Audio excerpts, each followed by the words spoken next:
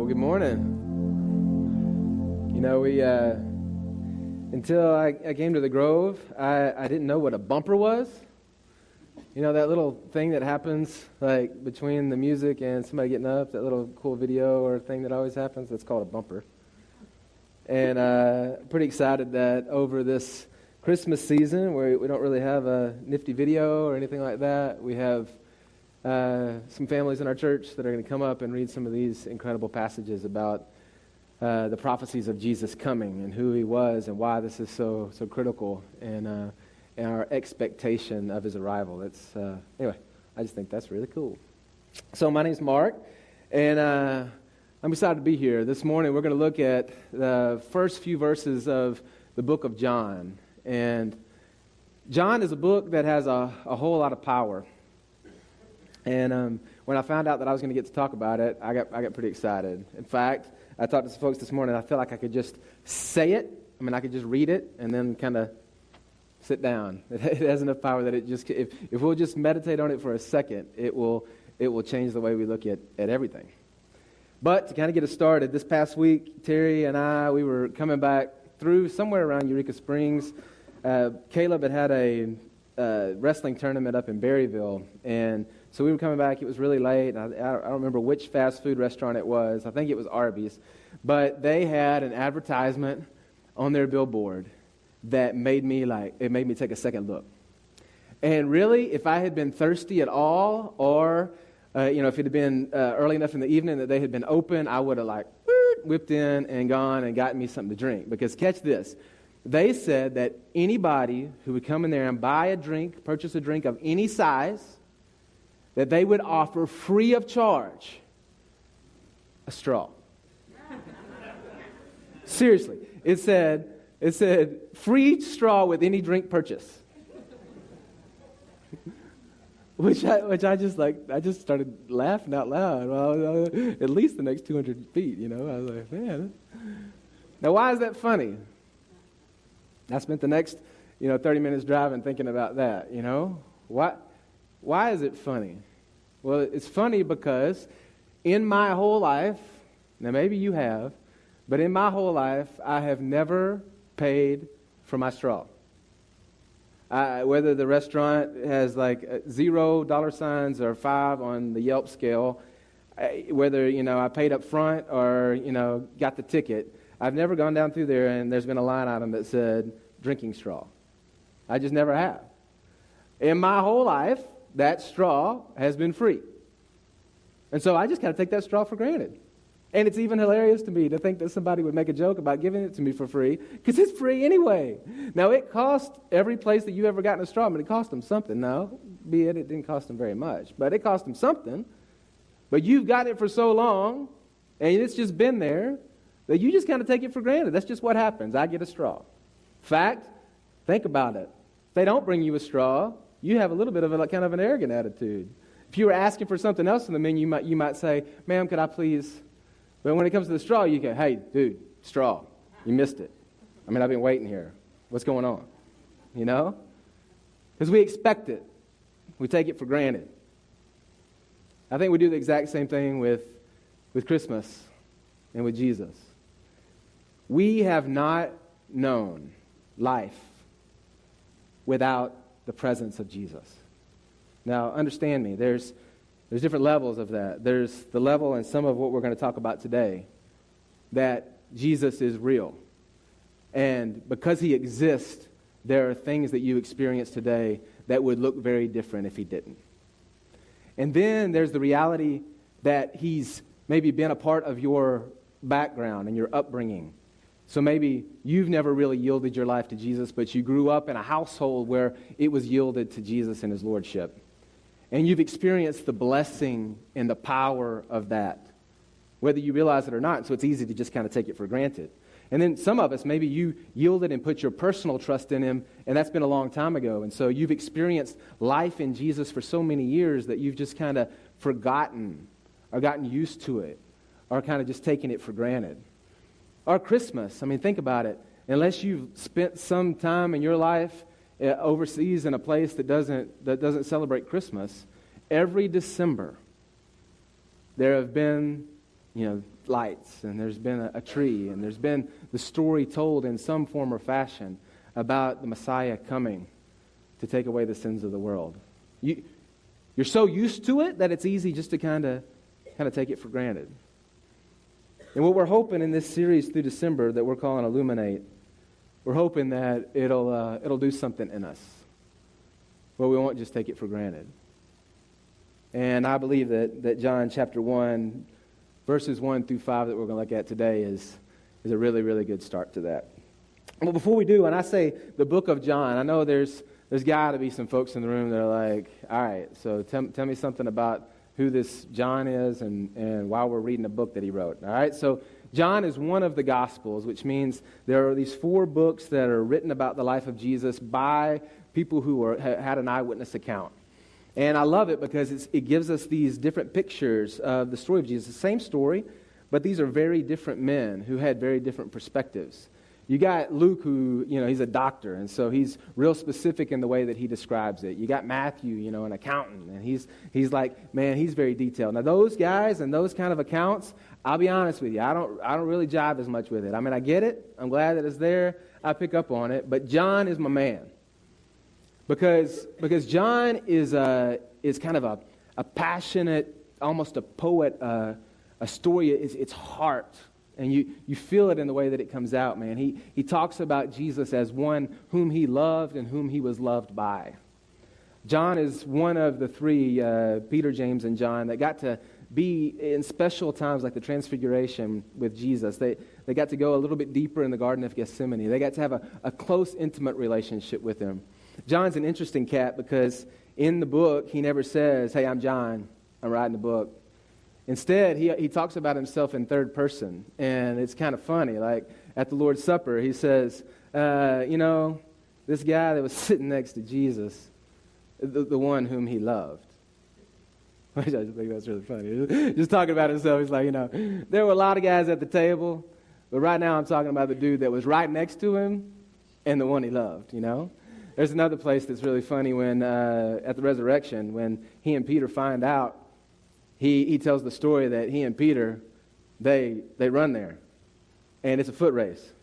And he lets us know that he won. And he was the first one to get there, He was a little bit faster than Peter. Just to kind of add that in there, hey, by the way, I beat him. I was there first. John is also this, what I would call like the red letter gospel, if you know what I mean. Like if you've got a Bible where the words of Jesus are colored in red, and you go to John, I mean, all the Gospels have a lot of quotes of Jesus, but it just feels like in John, it's just quote after quote after quote, direct quotes of Jesus and the things that he had to say and had to say about himself, which to me is just really powerful. In fact, if somebody comes up to me and they're just kind of starting to get interested in Jesus and what this whole thing's about, and they ask, where should I go to in my Bible? I'll always say, man, go to John. And for me, the reason is because if you're going to know Jesus, and you got a book that's him talking about himself, go there first, read it, and I promise you get it from the horse's mouth, man. Listen to it, read it. And this book is just so full of that. In fact, today we're going to look at several different things that Jesus says about himself. John tells us in chapter 20 of his gospel why he wrote the book. He gives us a direct answer. So this book was written. Why was it written? He says it this way. These things were written so that you may believe that Jesus is the Christ, the Son of God, and that by believing you may have life in his name. That's the reason it was written. And so here we go. John chapter 1, verse 1 through 5 says this. In the beginning was the Word, and the Word was with God, and the Word was God. He was in the beginning with God. All things were made through him, and without him was not anything made that was made. In him was life, and the life was the light of men. The light shines in the darkness, and the darkness does not overcome it. Now we're going to do something a little bit different today. Normally we would go, verse 1, verse 2, verse 3, and kind of break it down that way.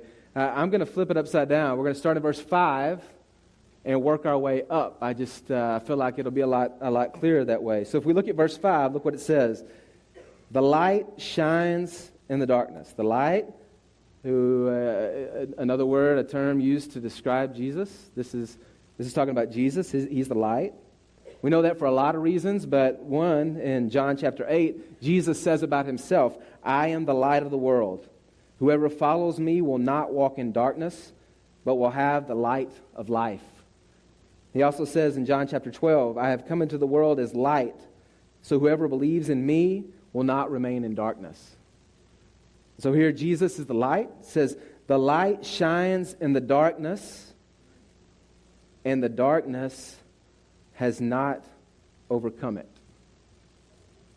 Jesus is light. Now, why does that matter? You know, light, talking about things that we take for granted, light is one of those things that we really, really, really take for granted. You know, people, humans, we have an innate fear, two innate fears that we're just kind of born with. Darkness and death. Darkness is something that we fear, but think about it. In your life, when have you really, really known utter, complete, total, blackout darkness? What room have you ever been in? What place have you ever been where if you sat there long enough, some light wouldn't creep through some corner or some crevice enough that you could make out your hand in front of your face? When have you ever been in utter darkness? You know, it's one of those things. If it had happened to you, you would remember it. Because the military uses it as one of the most powerful ways that they can torture a prisoner or get information from somebody. They put them in a room of utter darkness. And you might go, oh, all right, I mean, I've heard of torture, and that doesn't sound very torturous. So I read an article the other day about some guys who just tested it on these guys that they put these two guys in each separate in these holding cells that were it was total darkness. And the guy's writing this article saying, I really thought that I would walk in and 48 hours in total darkness was going to be nothing.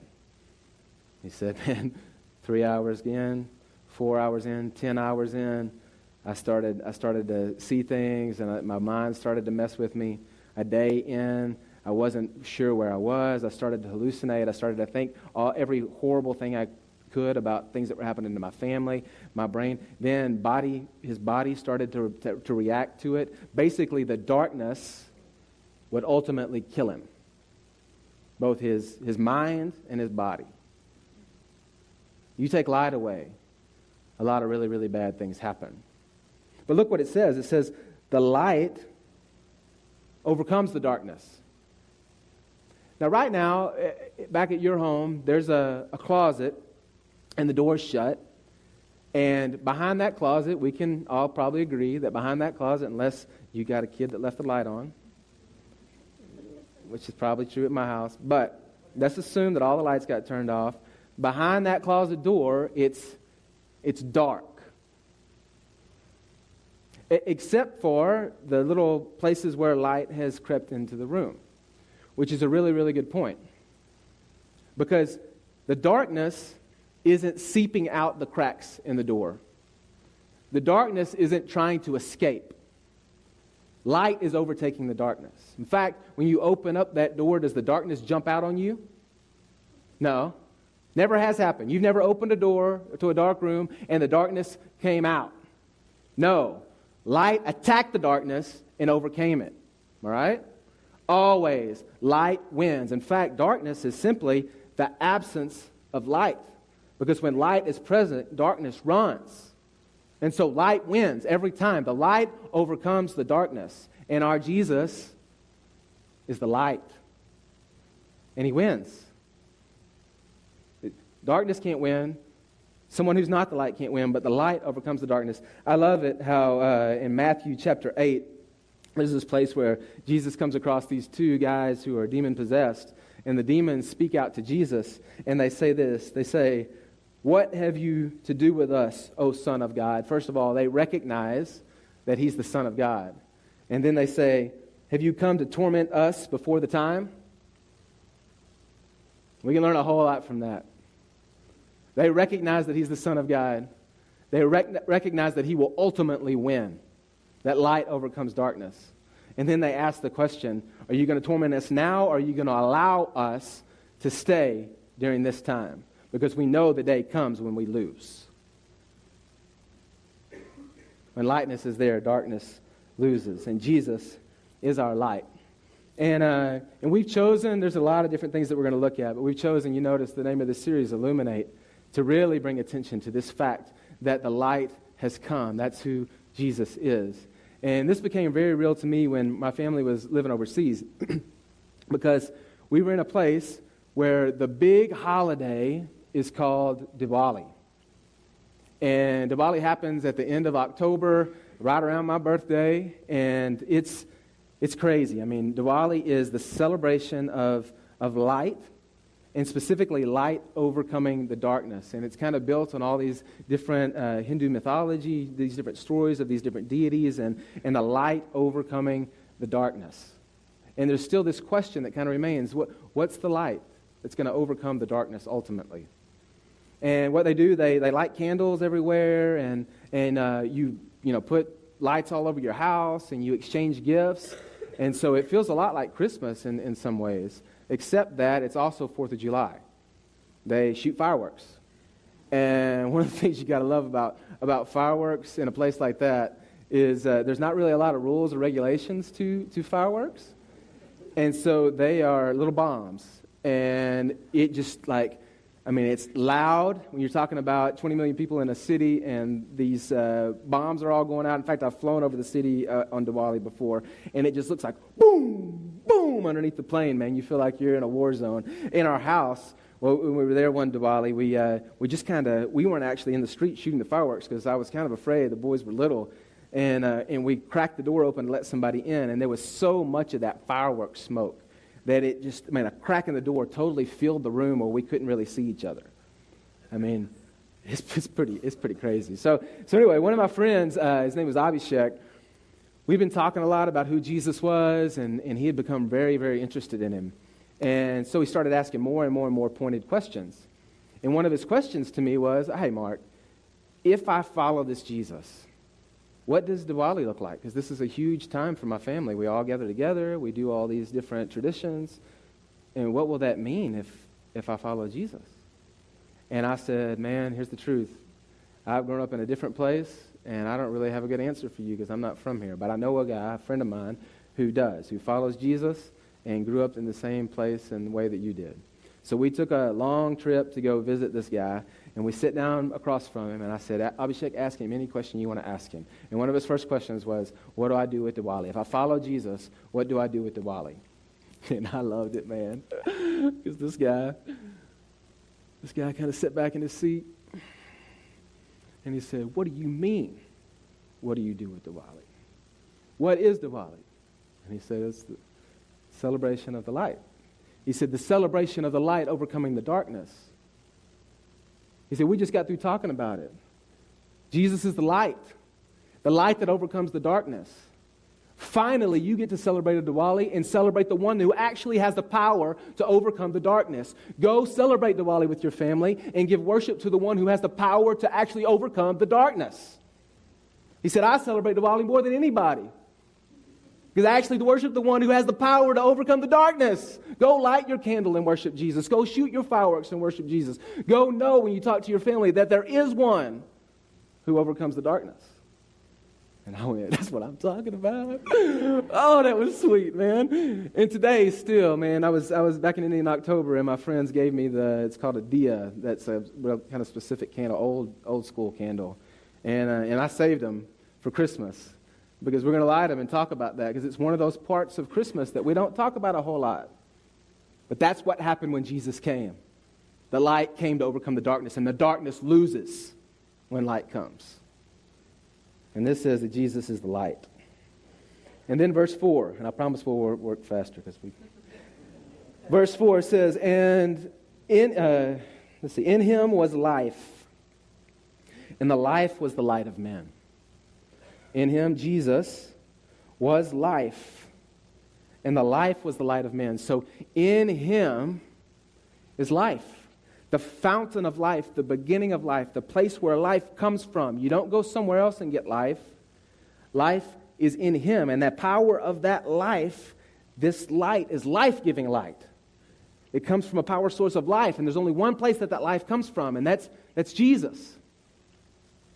Now, again, just like darkness is the absence of light, death is the absence of life. It's the reason we say that somebody lost their life.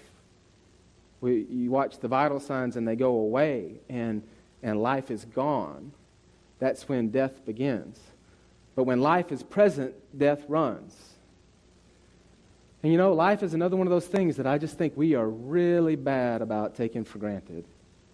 Would you agree? I mean, it's just crazy to me how I will go along and fumble through life and do my thing and do my days, and then someone that I know or someone close to me will pass. And I'll go to a funeral. And it's almost like I get reminded again, oh yeah, we die. Oh yeah, I better appreciate this day that I get. I better appreciate these people around me. I better take notice of each moment, because our days are numbered and death is coming. I just take life for granted. Isn't it crazy how we fumble along and just take it for granted? And in Jesus being the life, we take it for granted that he sustains life, both physical life. So we've got life on this planet. But what's more important is our spiritual life, because these bodies end, but our spirits go on. And Jesus says it, John chapter 17, he gives the definition of spiritual life, of eternal life.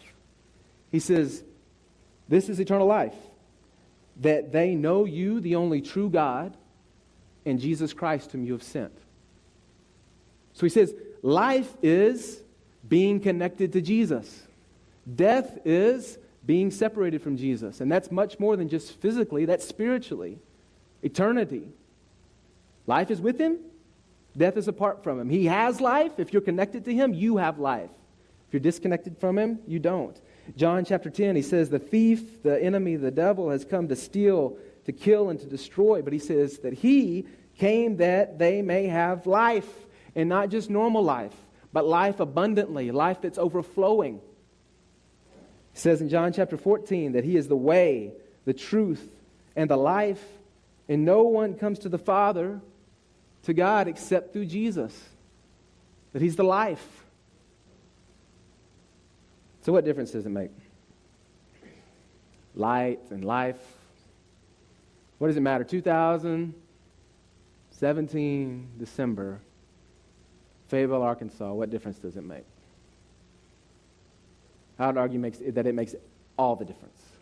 A few years ago, Terry and I were in Colorado in the summer, and it was the perfect day. I'm talking the sun was out. It was warm but not too warm, just perfect for shorts and chacos and T-shirt.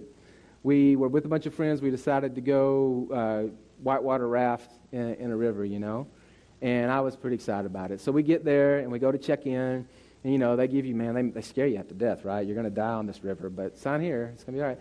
So we go through and we're paying a lot of money to go ride this thing, and I'm not really excited about that. And then when we're checking out, he says, for this and this and this, and then for your wetsuit. Wetsuit. Now, side note, if you want to make me upset, try to upsell me on something that I don't think I need. That's the reason I'm not good at tourist places when everybody's trying to sell you stuff, and it just makes me angry. Just take your stuff, go sell it to somebody who cares. I don't care. This guy was trying to upsell me a wetsuit, and everybody else was doing it, a bunch of idiots. And I'm like, keep your wetsuit. He looked at me like I wasn't very smart, And I kind of took that as him being cocky. And so I said, man, I don't want your wetsuit. He said, man, you really need the wetsuit. I need a wetsuit, man. Other guy that's with me, who is also a pastor in Fayetteville now, he's like, yeah, that's right, man. I ain't taking a wetsuit either. I said, all right, I'll let you guys go without a wetsuit, but you're likely going to die. And we just, whatever. So we jump in the boat. We're going down the river. And at first, it's kind of easy going, lazy river kind of stuff. But this is a pretty big river. First little rapids we hit, little white water splashes up on us. And I kid you not, those water drops, they felt like razor blades, that were like scraping my bones.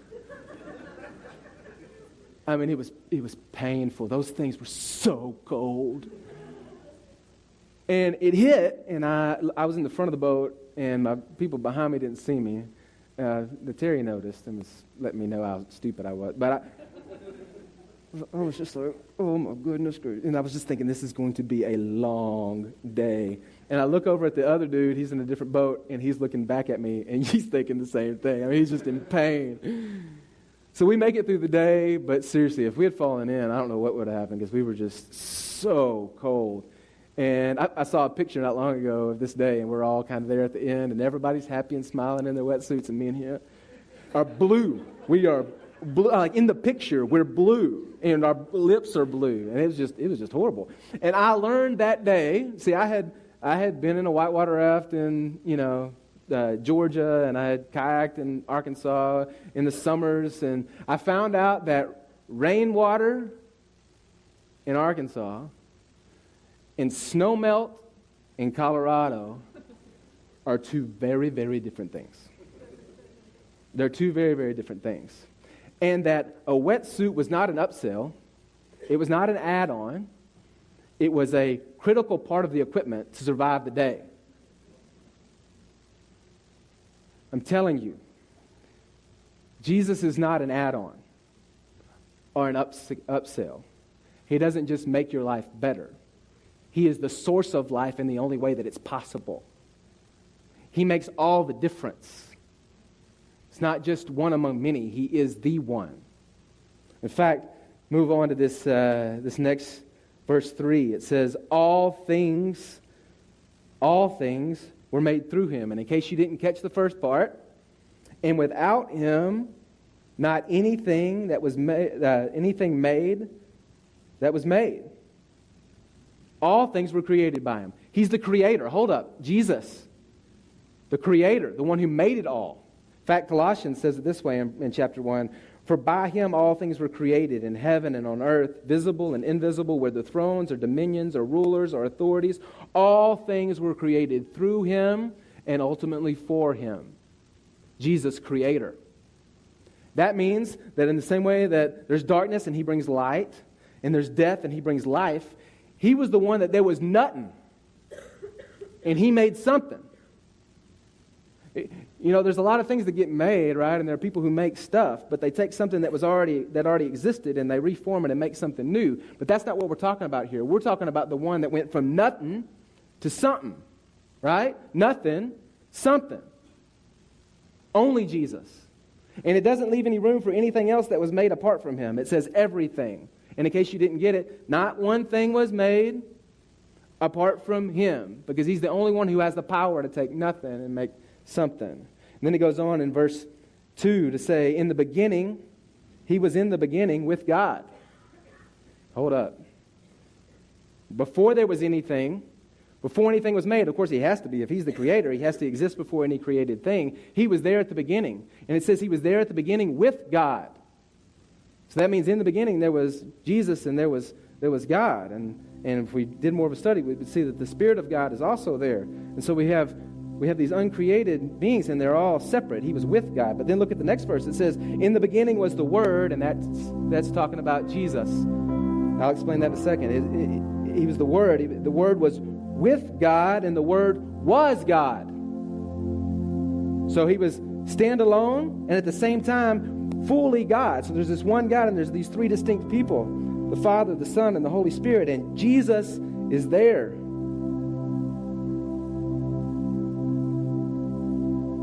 Creator, God. And somebody may have come to your house in the past or come to your house today and say, actually that says, and they'll have a book that looks kind of like this, and if you turn to John chapter 1, it'll say, and the Word was a God, as if he was just one among many. And somebody else might come to you and say, but he was great, and he was a great teacher, and he was a good man, but he was just a man. What difference does it make that this says that he's God? Well, I think the best way to explain it is by talking about Clark Griswold for a second. You know, when you watch Christmas Vacation this year, and you get down to the end of the story, and you got Cousin Eddie, and they got a problem, right? I mean, Clark wants his pool. And he's not going to get his pool this year because the boss took away Christmas bonuses. And he's going to have to deal with the jelly subscription. And there's really no way to fix this problem. Cousin Eddie would sure like to help out Clark. All the rest of the family would sure like to help him out. Clark would like to help himself out. But guess what? They can't fix the problem. But among the group, there's one guy who has the wisdom on how to fix this problem. It's the most humble, I guess, among the bunch. Cousin Eddie makes the trip over to the boss's house. He gets the boss, the only one who has the power to do this, and he brings him back over to the house, and the boss says, tell you what, I'm going to give you your Christmas bonus, and even more than that, I'm going to double it. Nobody could do that but the boss. Why does it matter that Jesus is God? Because nobody can set you free of sin and death. Nobody can overcome darkness in your life. Nobody can do these things that we're talking about. A man can't do that. Only God does that. And if you want any hope, if you're going to have any, if we're going to have any, if our world's going to have any, then it requires yielding, stopping, and going to the source of life and light. And that's Jesus. So learn something from Cousin Eddie today. You know, this morning we're stepping into this Christmas season, and I hope that maybe this opens up just a glimpse. That if your love for Jesus is weak, if your knowledge of him is small, if you've missed out on who he is, then today is the day to stop and to yield and to recognize that he is incredible and he is the only hope. For me, for you, for us, he is the only hope. Nobody else can make those claims. And that's the reason why John goes, man, let me spend all these chapters telling you how incredible he is. That's the reason that they took him and killed him, because Jesus made the claim to be God, and they couldn't handle it. The question is, this morning, will you accept it? Let me pray for us.